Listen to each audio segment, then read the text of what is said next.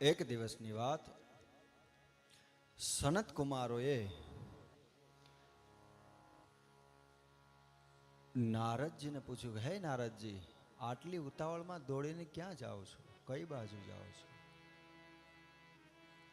આટલા બધા વ્યાકુળ કેમ છો? શું પ્રશ્ન છે? સંત ક્યારેય ઉદાસ ન હોય, સંત ક્યારેય ચિંતિત ના હોય. આટલા બધા વિહવળ કેમ છો આપ? શું છે? આપ ક્યાંથી આવો છો અને આટલી ઉતાવળે ક્યાં જાઓ છો?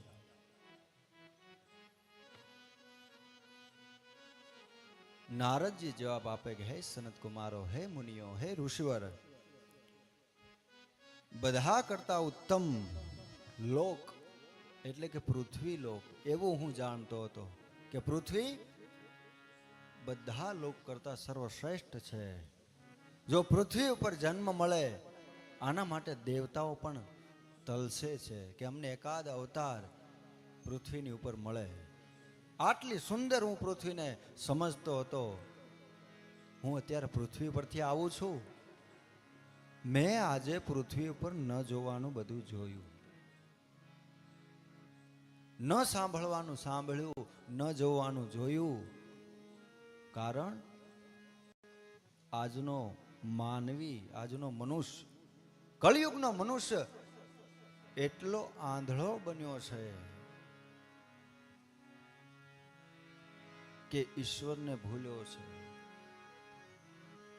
નારદજી કહે છે, સનત કુમારોને કહે છે કે હે સનત કુમારો, હું પૃથ્વી ઉપર ગયો હતો કળિયુગમાં.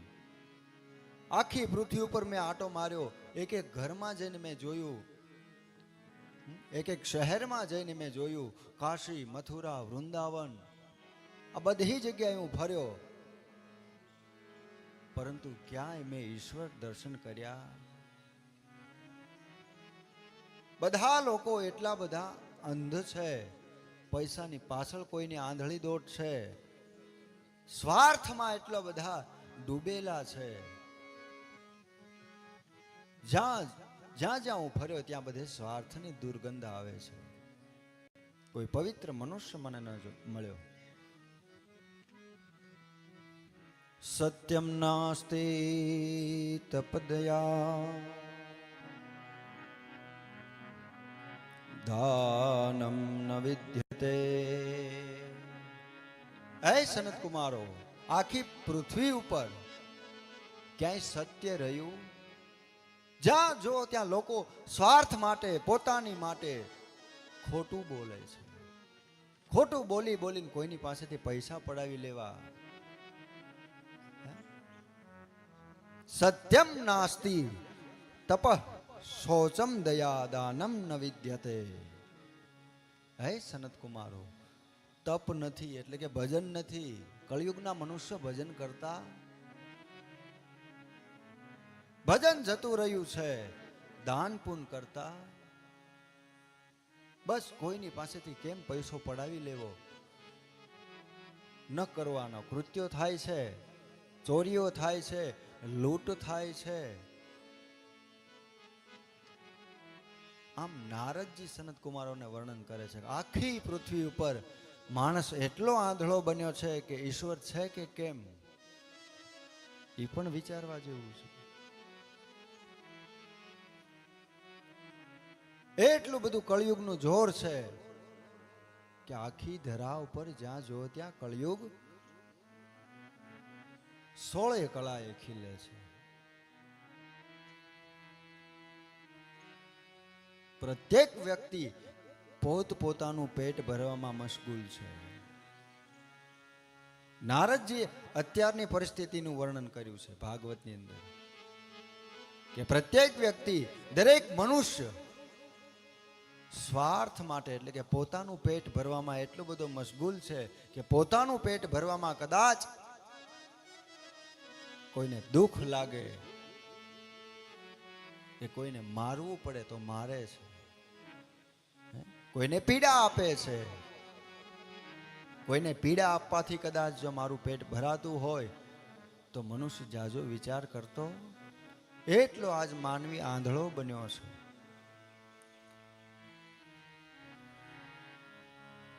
દેખાવમાં વૈરાગી જણાય, એટલે કે સાધુ હોય, ભગવા પહેર્યા હોય, દેખાવમાં કોઈ સંત જેવું લાગે.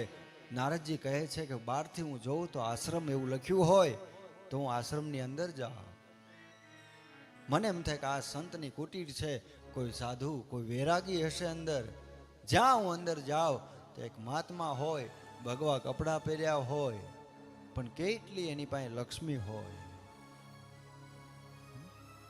સંસારીઓની પાસે સુખ ન હોય એટલું સુખ વૈરાગી પાસે છે.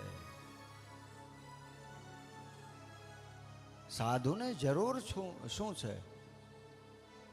નારદજી કહે છે, અમારું કોઈ ઘરના શબ્દો નથી. ભાગવતની અંદર નારદજી સ્પષ્ટ કહે છે કે જે વસ્તુ સંસારી પાસે છે એના કરતા પણ વધારે આજે વૈરાગી પાસે છે, કોઈ સંન્યાસી પાસે છે. અને આપણે જોઈએ છીએ કળિયુગની અંદર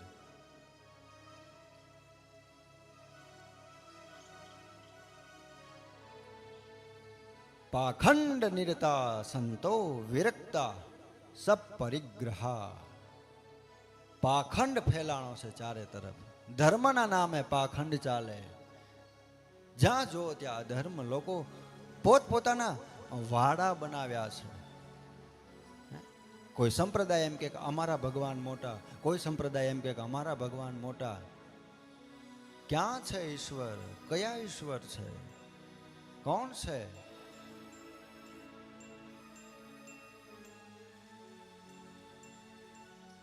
હે સનત કુમારો, હું એક જગ્યાએ ફર્યો પણ મને ક્યાંય ઈશ્વરની અનુભૂતિ ન થઈ.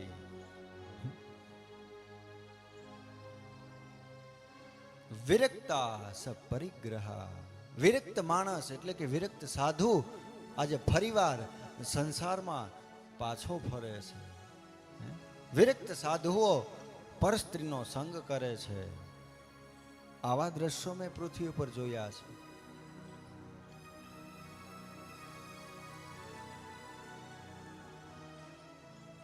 એટલા માટે નારદજી કહે, હું હતાશ છું, નિરાશ છું કે હવે આ ધરતીનું, આ ધરાનું શું થશે?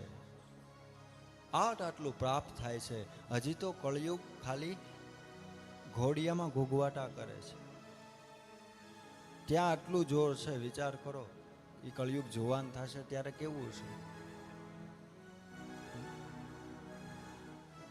નારદજી ચિંતા કરે કે ઓ પૃથ્વીનું શું થશે, આ ધરાનું શું થશે?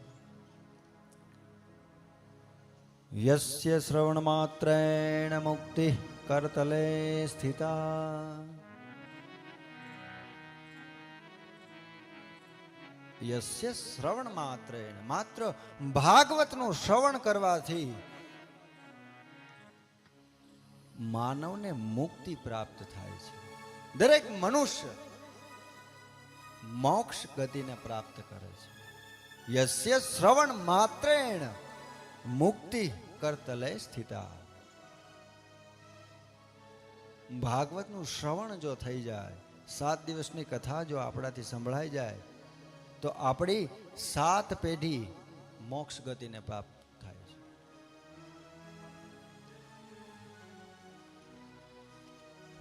સદા સેવ્યા